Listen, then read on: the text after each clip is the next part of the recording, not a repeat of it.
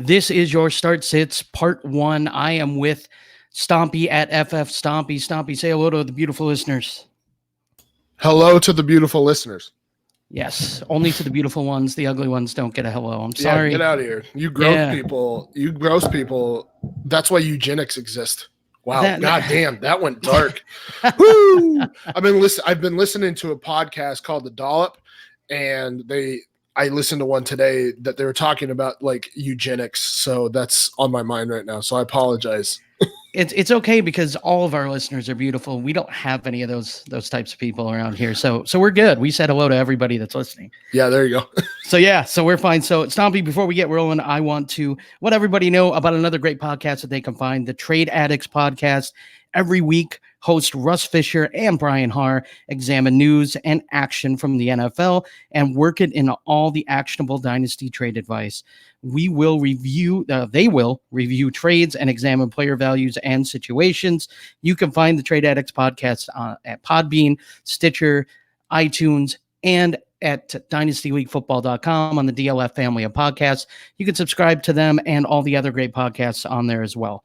So Stompy, let's get rolling here, man. We got our start sits, and before we get too far, I actually want to bring in Ethan. I'm gonna do a little back and forth with Ethan on the injuries, and we're gonna kind of get those updated so that way we can make our picks here a little bit more informed. So Stompy, give me 1 second while I go ahead and do some injuries with Ethan. All right.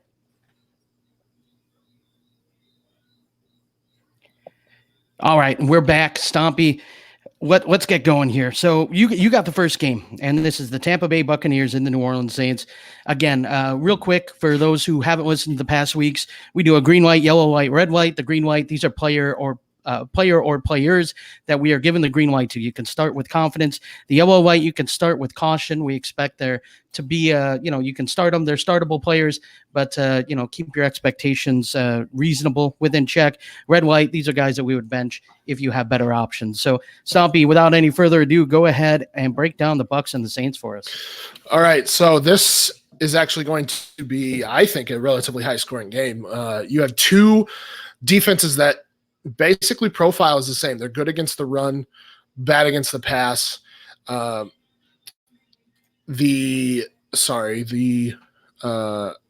Bucs are third, or have allowed the third fewest fantasy points to running backs. New Orleans has allowed the fifth fewest fantasy points to running backs.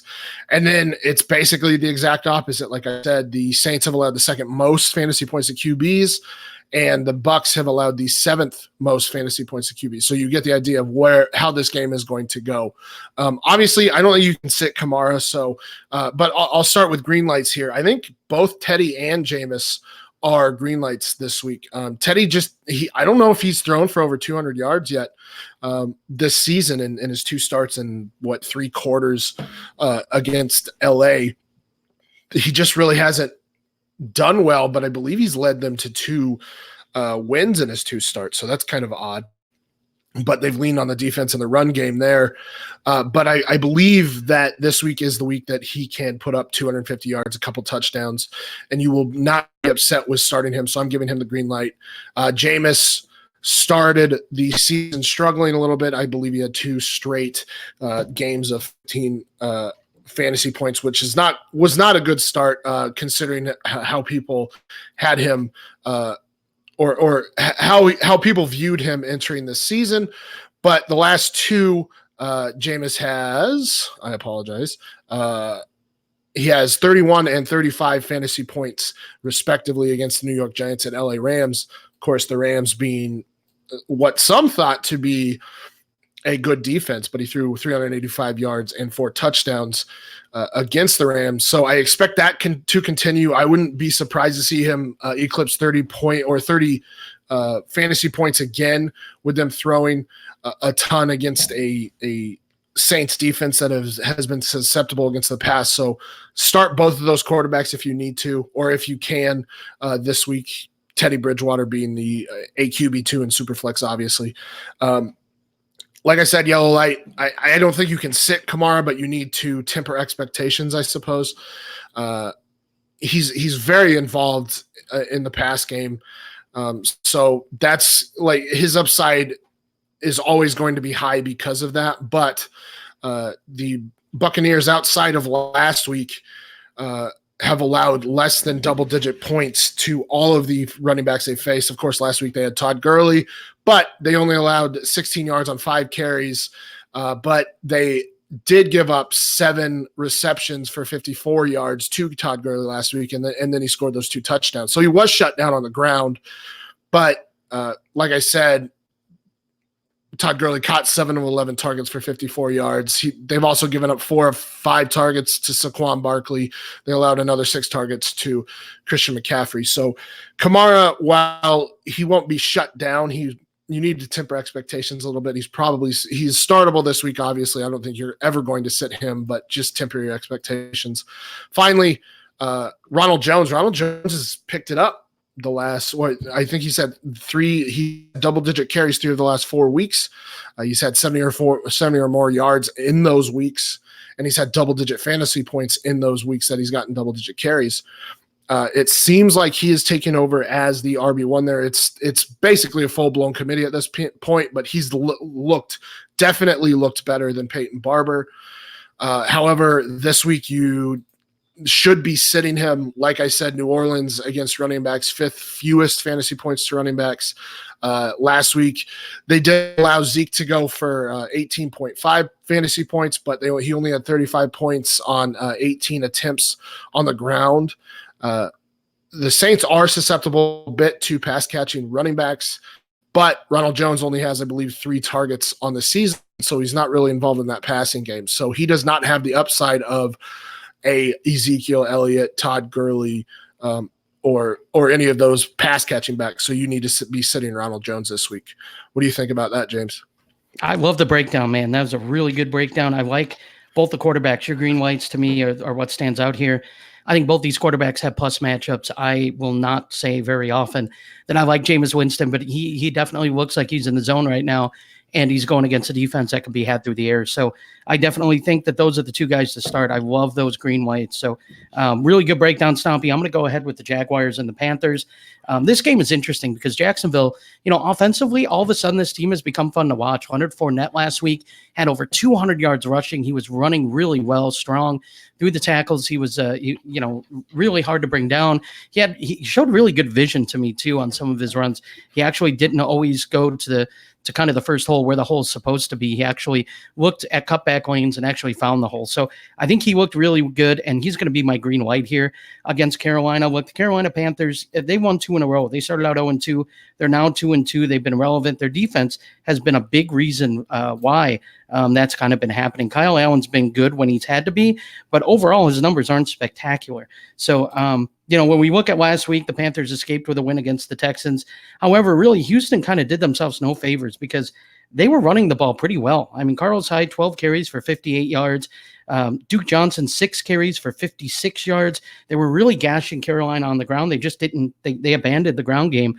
Deshaun Watson threw 33 pass attempts. So, and he only had 160 yards. He was sacked 6 times.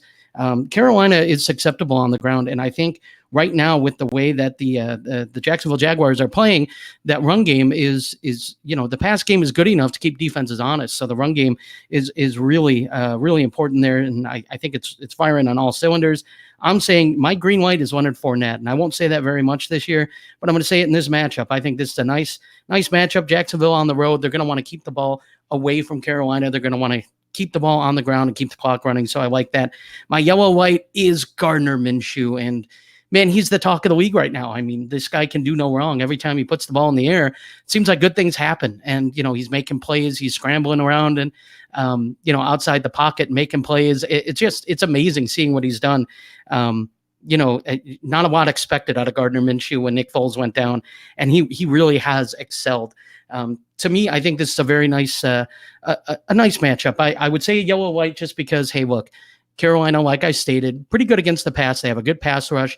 They're starting to show that. They showed it last week against Houston, but Houston's offensive line is terrible. This offensive line for Jacksonville is better. I think Gardner Minshew is going to make some plays. I would just temper my expectations. I wouldn't expect a huge game out of him or a performance like we saw last week. I would temper my expectations, dial it back a little bit. Gardner Minshew is still a startable quarterback in 2 QB leagues, but he's just not a top 12 start this week. So I would proceed with caution as far as Gardner Minshew goes.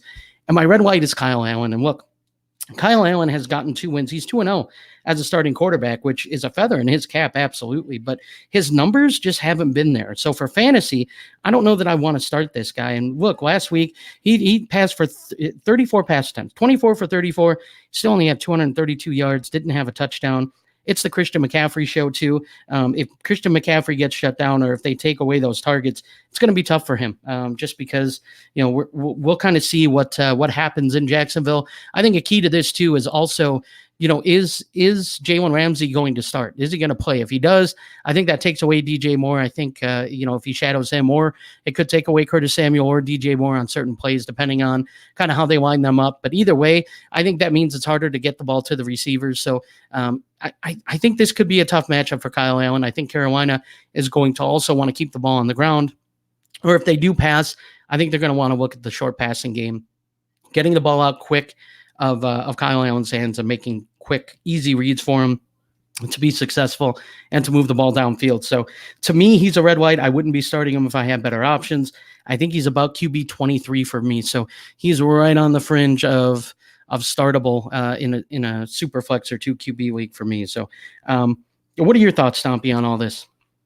Yeah, I'm good on all of that. I mean, I have come around on Fournette a lot this year. He's been involved in the pass game, like you said. He has been he just crushed the Denver Broncos.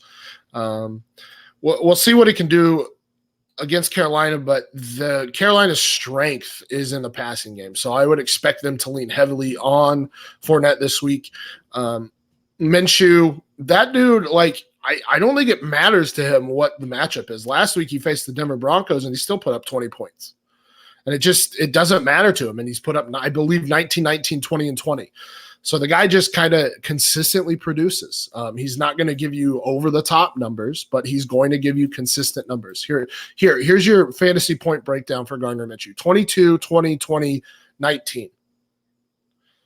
And the latter two are against Tennessee and Denver, who have very good defenses. So, I mean, he's not, like I said, he's not going to put up gaudy numbers, but he'll give you enough numbers to be startable every week. So yeah, I really like that. And then your red light, I absolutely agree.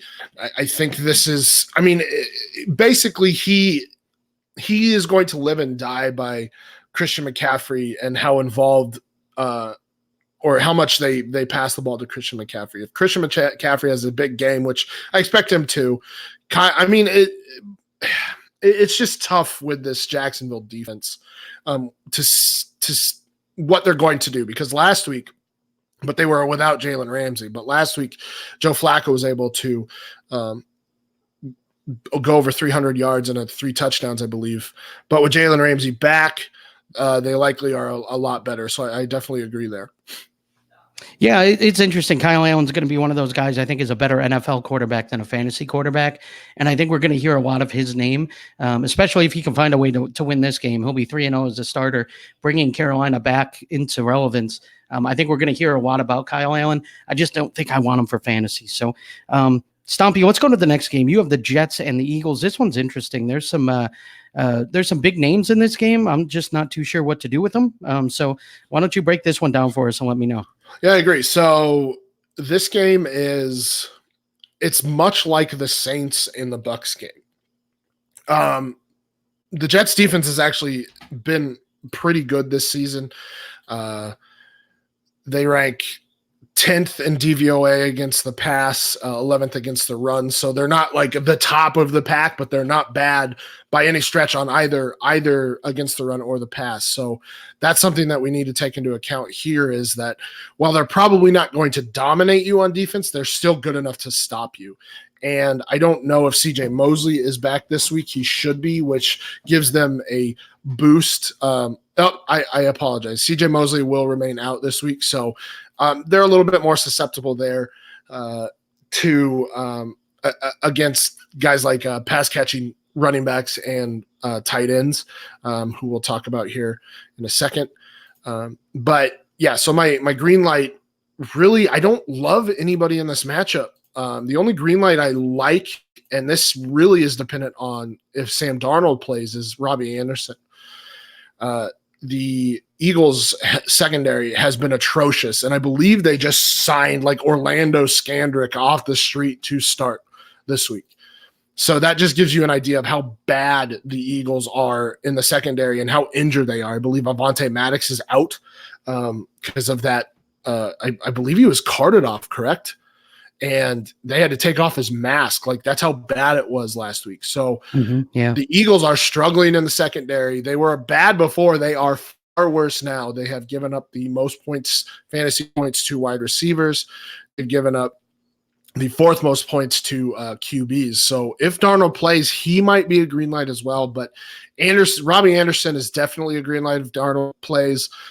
He's still a yellow light for me, even if Luke Falk plays, and he might even be a green light. He's kind of in that, I don't know, poop green. We'll call it poop green, neon green, whatever you want, whatever color you want to call it. Like, he's between green and yellow right now just because of the QB situation. But that matchup just might be so good that it doesn't really matter. In terms of yellow lights, Jordan Howard, Le'Veon Bell, the two running backs, like I said, the Jets have been good against the run, not great. Jordan Howard seems to have taken over as the RB1 there, but again, it's another committee here with Sanders and Darren Sproles, and it's Philadelphia. Let's be realistic here. It's Philadelphia.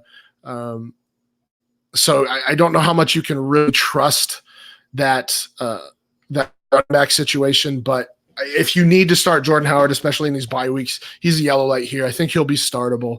And then Le'Veon Bell, the strength of this Eagles defense is against the run. They have allowed the sixth fewest fantasy points to running backs this year. They rank fifth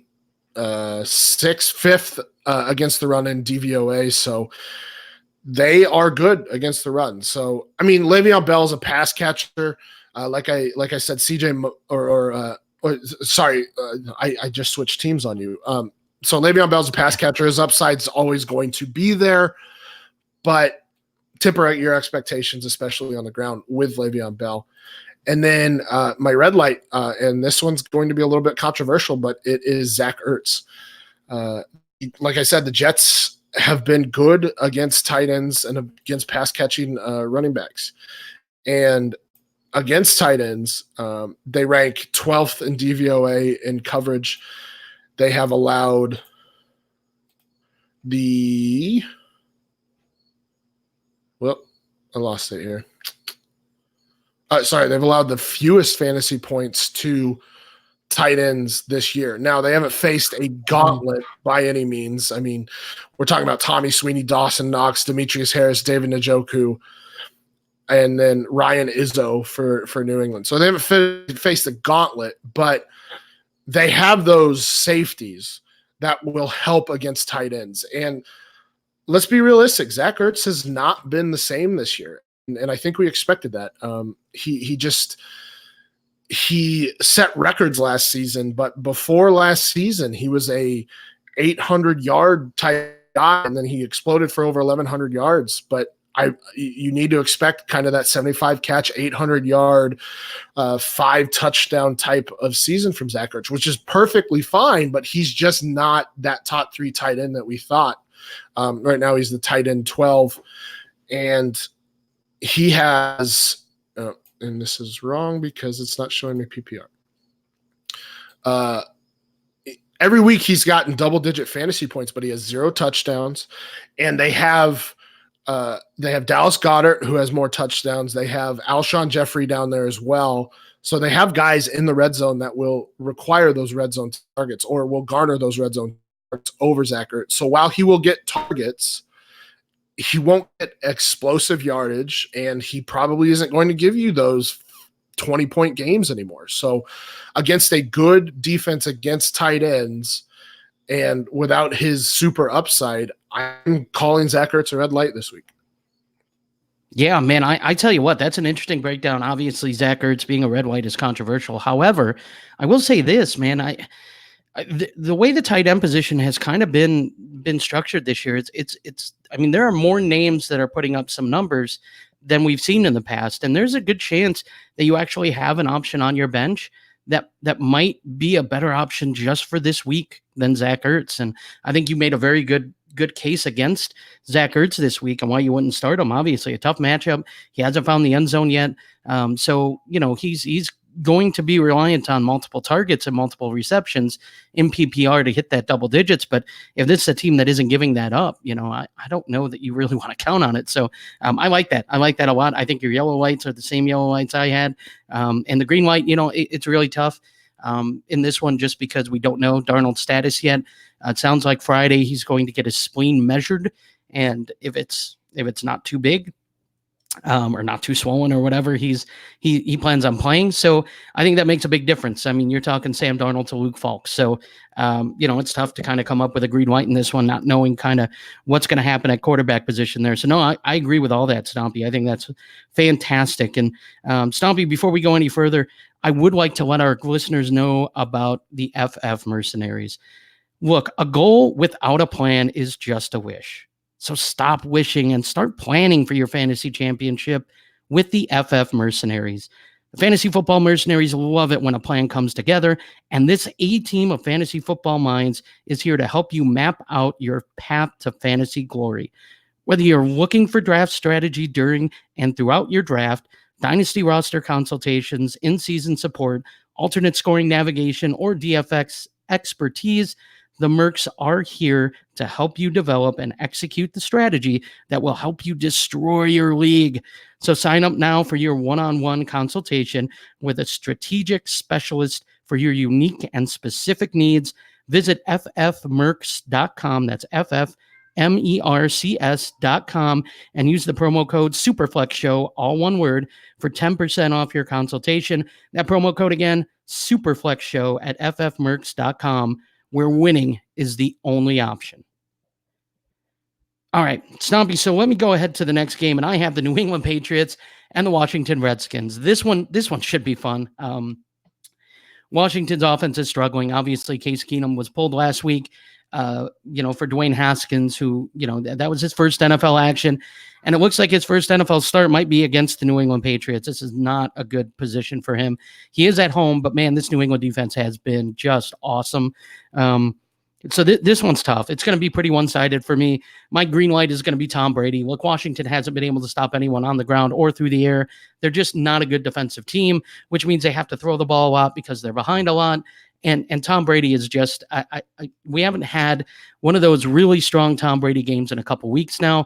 Buffalo, he struggled a little bit. And I really feel like this is a get-right game for the New England Patriots. The Washington Redskins defensively have just not been good. Josh Norman has actually been really bad this year, which is surprising. You don't ever expect him to be as bad as he has been. So number one wide receivers are having their way with them. I could see Josh Gordon getting going this week. I could see Julian Edelman reestablishing himself this week. I could also see, Tom Brady throwing multiple touchdown passes. To me, Tom Brady's the green light. You got him, you start him.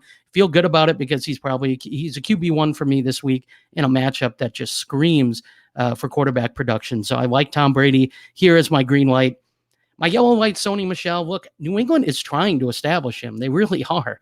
I mean, they come out and they hand him the ball a lot. He's gotten a lot of opportunity. He just really hasn't done anything with it. And something I saw, he has broke 0 tackles this year today. I mean, that's insane.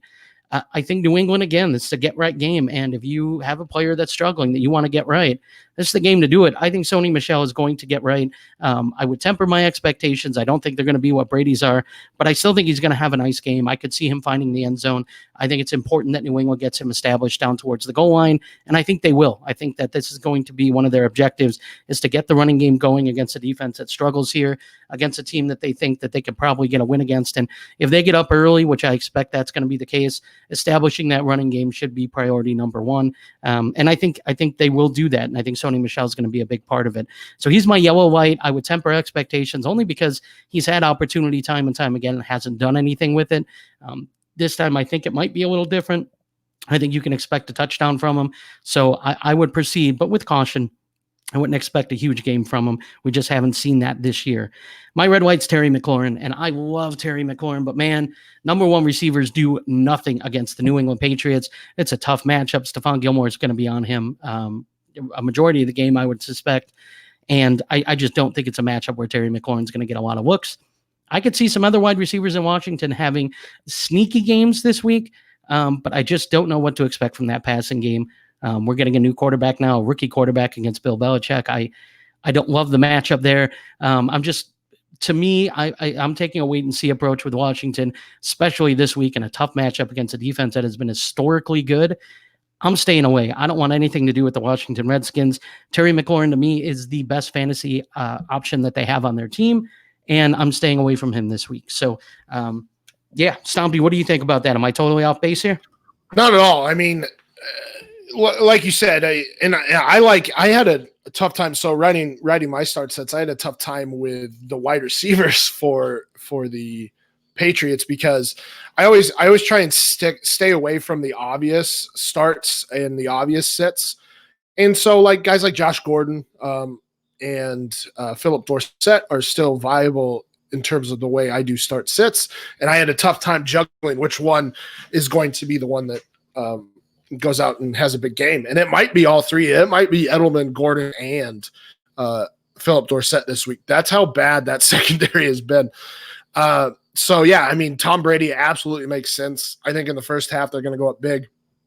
And probably through the air, that's how they're going to get up big. And that's why I like your Sony Michel take is they're probably going to be up big into the second half. And they need to get Michel going. I think he was kind of the catalyst for their offseason run last season. He dominated the offseason last season.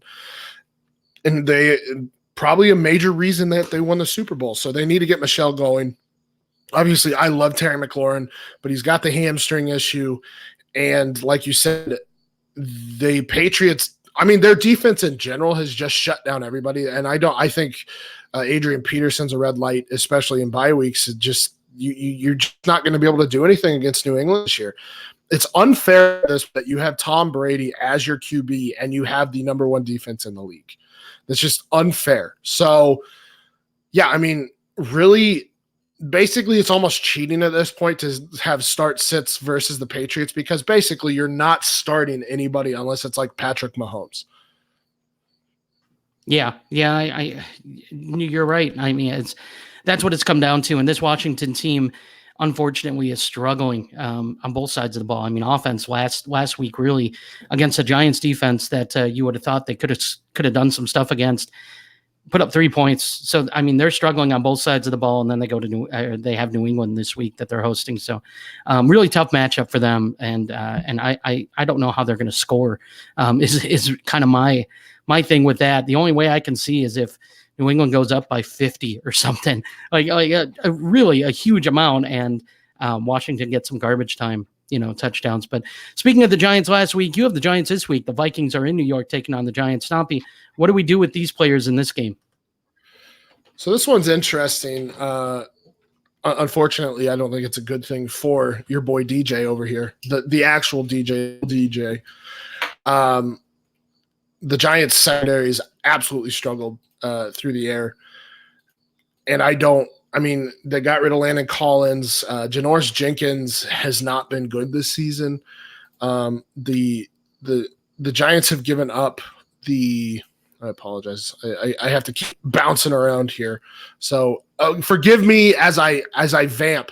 The Giants have given up the fourth most fantasy points to wide receivers on the season, giving up the fifth most points to fantasy QBs. So we know that they struggle through the air. Against running backs, they actually haven't been that bad.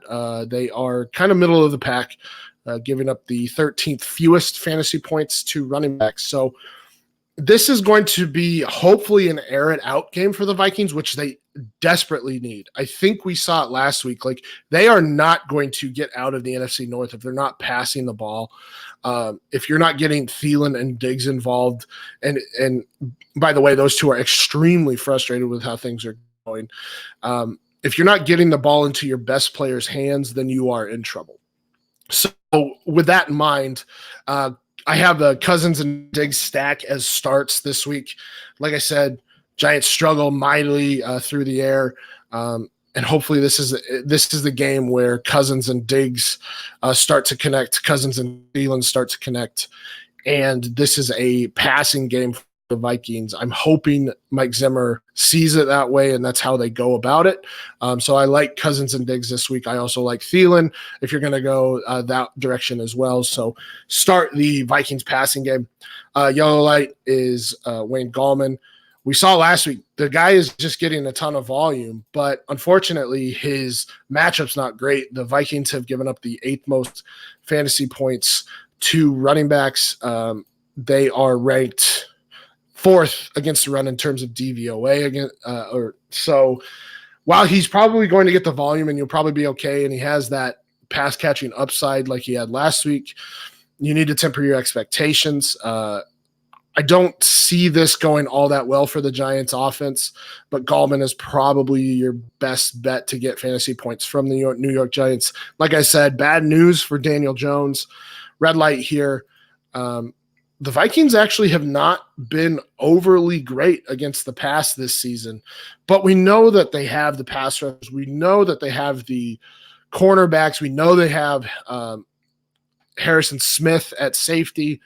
They were great last season against the pass. I don't think much has changed there, but they should likely shut down Daniel Jones, should shut down those wide receivers. I don't expect much from Sterling Shepard. Evan Ingram, it's going to be tough to sit, but Minnesota's actually been good against tight ends. So if you have a better option, say a Darren Waller who you would have gotten late, very late, and could have paired with Evan Ingram, I would be starting Darren Waller over Evan Ingram this week. That's how bad the matchup is. But volume for Evan Ingram, it's kind of tough to sit him. I get it. But there's not much I love about this New York Giants passing game. So I'm probably giving all of them a red light at this point. Yeah, it's interesting to me. The one thing I do want to see is how this offense is going to look with Golden Tate, how they're going to work him in. I think this offense becomes the passing offense becomes a whole lot better if Golden Tate can kind of find his role and they can fit him in. Sterling Shepard's been good, Evan Ingram's been good, and if Golden Tate can provide a little bit more punch, I think this passing attack is going to be good. That being said, this week this is a tough matchup, man. Minnesota is a really good defense. And we know what they want to do. They want to run the ball. They want to work off of play action and utilize those pass attempts that way, and just win, by grinding it out and by, keeping the opponent off the scoreboard for the most part. So I think it's a tough matchup for Daniel Jones. His passing defense is very good for Minnesota. So I like that. I like the Cousins Diggs stack too. I think I really like Diggs this week. How many times have we seen the squeaky wheel get the oil? It seems to happen an awful lot, and I think this might be the week where they give Diggs that oil, so that way maybe they can keep him happy or quiet at least for a few weeks. By the way, mm-hmm. He goes off for over 100 yards against their most difficult matchup this year because, of course, he does. That is the game that nobody's really expecting him to do anything after. He hasn't done anything for the first 3 weeks, and he goes for over 100 yards. Yeah, it's the Jameis Winston effect. It's all right, I had you in my starting lineup the first 2 weeks, Jameis, and you stunk. So I'm putting you on the bench, and then the next 2 weeks he goes nuts, and it doesn't help you. And then this week you're going to put him in your lineup. It's a good matchup, and watch him lay a stinker, even though we just suggested him. But it just seems like that's the way it goes with Jameis. So I think that's kind of what I expect. with this. I mean, yeah, Diggs did that, and he was on my bench. And a lot of the leagues I had him in, it was just kind of enough. Like, what am I going to get out of him? I'm going to go ahead and put him on the bench here. So, sorry about that. We got we got an ambulance passing. So, yeah, no, but I like everything that you said here. Gallman, I think, is the yellow light. I think, you don't want to expect 2 touchdowns weekly, especially against a tough defense. But he's definitely, going to be a red zone threat. And, if he has some touchdown upside. And he's actually, he looked really good last week. So I like that as well. I'm going to go to the next game here, Stompy. My last game that I'm going to break down for us is going to be the Green Bay Packers going to Dallas to take on the Dallas Cowboys. This one to me is very interesting. My green light is going to be Zeke Elliott. And look, we saw Green Bay last week. They really, really struggled stopping Jordan Howard. And that's funny to say because this defense was doing so well. And it just seemed like, things fell apart against Philadelphia and the running defense looked terrible. Looking back at some of the film, I mean, the holes that Jordan Howard was running through, I mean, you could drive a truck through these holes. It was bad. Their run defense was terrible, and I expect this is a get-right game for Zeke Elliott. Dak Prescott in the passing attack has kind of led that team last week against New Orleans. They struggled to move the ball. They only scored 10 points. I think Zeke is going to carry this offense. I think the Cowboys are going to get back to doing what they did last year. They're going to go ahead and say, hey, look, we need a week of getting right here against the Packers defense that is pretty good against the pass, has a nice pass rush, but really showed to be susceptible against the running game last week. So Zeke Elliott to me is the guy that you just start and you smile because I think he's going to have a nice game. He's in line for one. So Zeke Elliott to me is my green light. I know you're going to start him most weeks anyways, but he is my green light for sure this week. Randall Cobb is my yellow light. And look, we hear that as of right now, and again, we're recording on Thursday night, so as of right now, it sounds like Michael Gallup might be playing this week. So that's why Cobb is a yellow light to me, is because look, he might be the third or fourth passing option on this team. Problem is that he's going up against a team that he knows very well in Green Bay. You know that this is the game that he wants to have a week, and he's been a big play guy. He just had a couple touchdowns called back, some of the big plays that he's had. So that really hurts him. I think that Randall Cobb is going to be usable this week, though. It wouldn't shock me if Dallas ended up, working off a play action. And when they look down the field, Randall Cobb's the guy that they're looking at. So I wouldn't expect a huge game from him. But I think he'll be fantasy relevant. I think he'll be startable. And that's really all you're looking for when it comes to a guy like Randall Cobb is, can I put him in my flex on a bye week when I really need a guy? I think this week you probably can with Randall Cobb. My red light is Aaron Jones. And look, it's Aaron Jones because the Cowboys the Cowboys defense really in general has been good, but the Cowboys rush defense has shown to be better over the past couple of weeks. You look at what New Orleans did last week, and Kamara had 17 carries for 69 yards. Not terrible. Nobody else really ran for anything for the most part outside of him. Kamara had 3 grabs for 20 yards.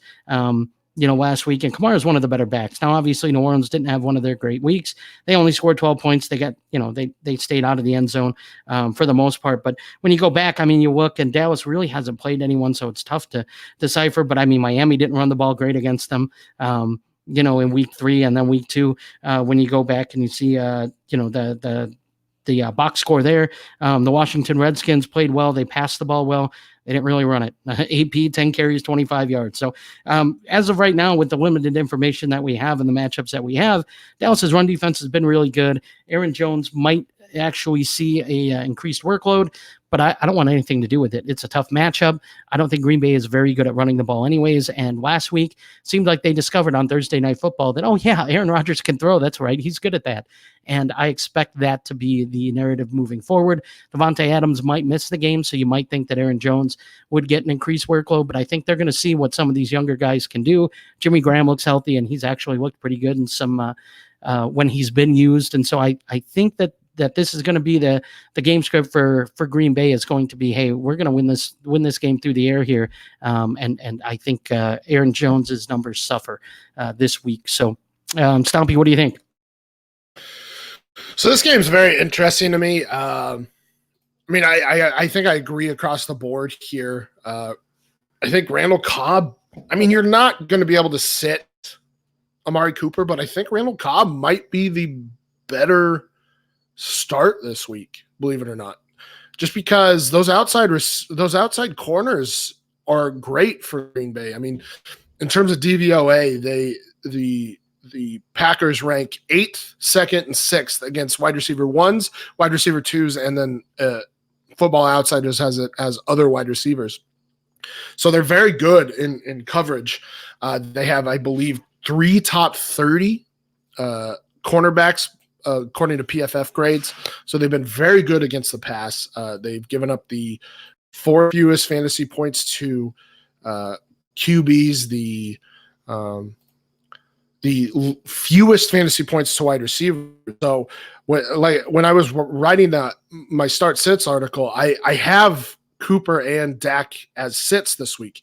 Now, I think it's more of a yellow light situation where you're not going to sit those two ever because they are just that good, but you really need to temper expectations this week. And I think this is going to be an Ezekiel Elliott week.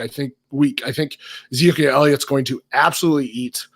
And the Packers have not been good against the run. They've given up the 3rd most fantasy points to running backs. That includes Jordan Howard, Phillip Lindsay, Royce Freeman, Dalvin Cook, and Tariq Cohen. Running backs have absolutely eaten against Green Bay. So yeah, I definitely agree on Zeke. I think this is definitely Ezekiel Elliott week. Don't mind the Randall Cobb play because, like I said, those outside cornerbacks are some of the best in the league. And then I'm a little iffy on Aaron Jones just because Jamal Williams is out. He's going to get the volume. But I can agree that, and hopefully Matt LaFleur takes it as a sign that they need to throw the ball more. But I think because Aaron Jones is involved in that pass game, I would put him more as a yellow light. I don't know if I necessarily agree with the red light there. And of course, John Hogue is going to come after you for this. And he's just going to add this as another point of reference for your hatred of Aaron Jones. Oh, I know. Aaron Jones could be playing the Bears defense, the Vikings defense, and the freaking the U.S. military could be out there trying to stop him, and he would be telling me that Aaron Jones is a green light. So I already know. I don't know if I agree with the red light here. I think he's more of a yellow light. I don't know if there's any red lights really. I mean, except for I'm not trusting Jimmy Graham, so I think he's a red light. And then I don't know who you can really trust of this. Well, I think MVS is probably going to be the green light this week. But other than that, I don't know how many actual red lights are in this game. Yeah, I can see that. I did struggle coming up with a red light, so I'm pretty much with you. I just wanted to put a name there, and to me, the guy who I think has probably the most hype coming into this game that I could see struggling a little bit is Aaron Jones, and the only reason being is because Jamal Williams looks like he's going to miss the game in the concussion protocol still. So I think a lot of people are excited that Aaron Jones is going to get an increased opportunity, and that's why I kind of think I'm probably more reserved on him than anybody else. So let's go to the last game that we're going to break down. The last game you've got for us, Stompy, our Monday night matchup. Be nice. My Cleveland Browns going to San Francisco to take on the undefeated San Francisco 49ers. What are we doing with the players in this one, bud? There's some really wild matchups this week. So this one you would think, oh, it's the Browns. The Browns should dominate the 49ers, though the 49ers are undefeated. And the Browns are what? 1-3, 2-2? 2-2? Is that right, James? Yeah, they are 2-2. Yep. Right. But yeah, the 49ers defense has been awesome this season. They are ranked 2nd overall in DVO, in Football Outsiders DVOA. They rank 6th against the pass, 6th against the rush.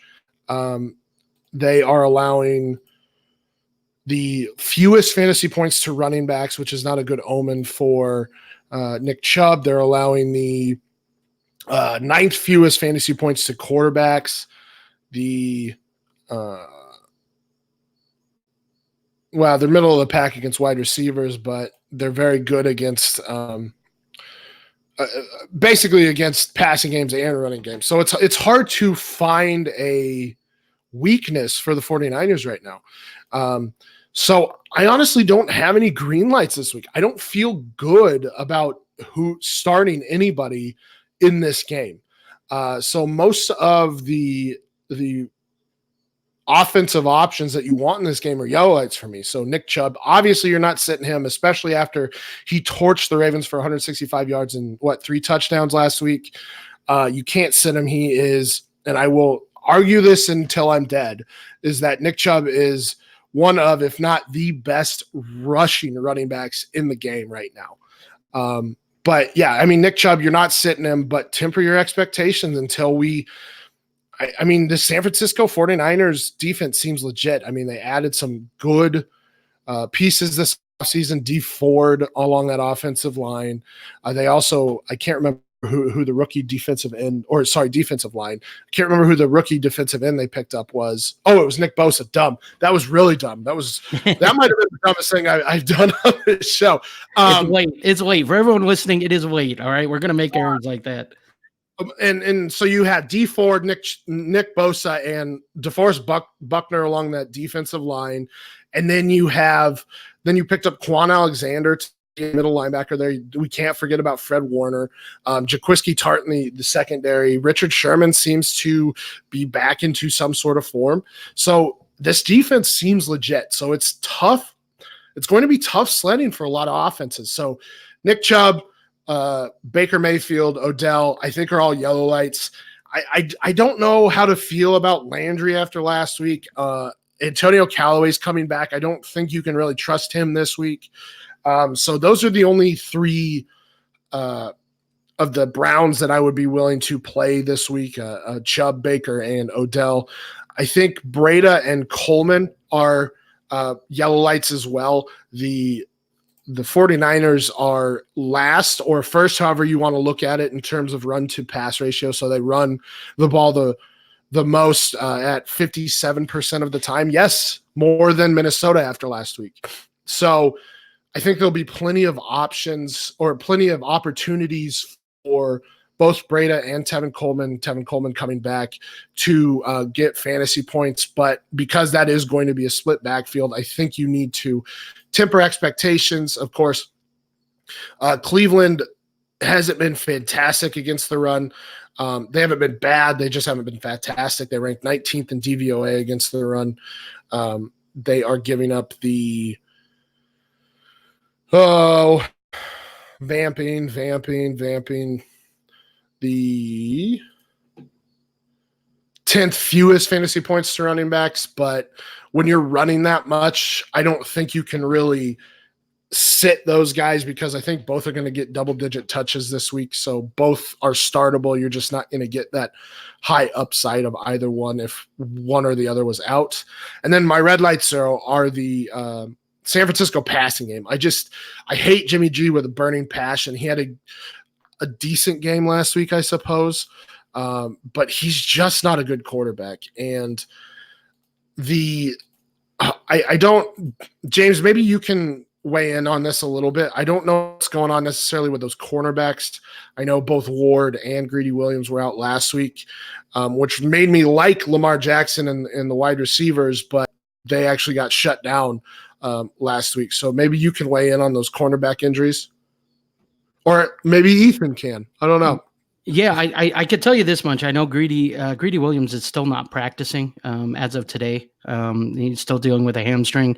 And same thing with Ward. I know Ward missed practice today too. It sounds like he's a little bit closer than Greedy Williams is, but both of them not practicing on Thursday, and that's when we're recording here, is alarming. So it may be another week without them. However, I will say I think they've done a pretty admirable job without their top 2 corners. No, I agree. The only time that they actually got beat up was against the Rams. They gave up 102 yards and 2 touchdowns to Cooper Kupp, 112 yards to Brandon Cooks. Other than that, they've pretty well shut down wide receivers. Obviously, I don't think you can sit George Kittle. So I'll say that George Kittle is the yellow light here for them. So, I mean, you're going to be playing George Kittle. He's a yellow light. Everybody else on that passing offense, I am just not touching because it's Jimmy G and young, inexperienced wide receivers, and they run the ball too much for me to play any of those pass catchers or Jimmy G this week. Yeah, I don't disagree with you. I think everything you say is right on, man. I'm with you on that. I definitely think that, a lot of the yellow whites are bigger names that you're probably going to start just because, it's tough to see, teams that have, two better quarterbacks than Baker or, a few better running backs than Chubb or Odell Beckham, OBJ. Drafted those guys highly. Really interesting to see, like you mentioned, kind of the running back situation over in San Francisco. San Francisco, like you said, I mean, you nailed it. They run the ball an awful lot more than any other team, percentage wise. They run the ball more than any other team in the NFL. So Coleman coming back is going to be interesting. Seeing how they're going to use Coleman, how they're going to use Breida, how they're going to use even Jeff Wilson, who seems awkwardly seemed like the goal line back the last couple of weeks. He was getting the touchdowns at least. It looked like he was getting the carries inside the 20, and I just didn't envision that role for him. So will be interesting to see how those backs are used for me. That's something I really want to see in this game, how the 49ers use those backs and the rotation for those guys. So yeah, really interesting. Awesome job, Stompy, breaking these down. Do you have anything else before we let the people go here? No. Awesome. Well, go Cardinals, huh? Yes. Oh yeah, that's right. Cardinals won tonight, so that made my day a lot better. I'm still sick, but the Cardinals won, and I get to go watch them at 3:00 on Sunday. So I'm pretty excited. Awesome, man. Yeah, have fun. The St. Louis Cardinals beating the Braves. They're up 1-0 as of right now. So have fun on Sunday, Stomp. Thanks for fighting through the sickness and joining us. We appreciate it. And we're going to let everybody go on that. Thank you so much to all the listeners, and we will talk to you next time. Stay sexy and super flexy.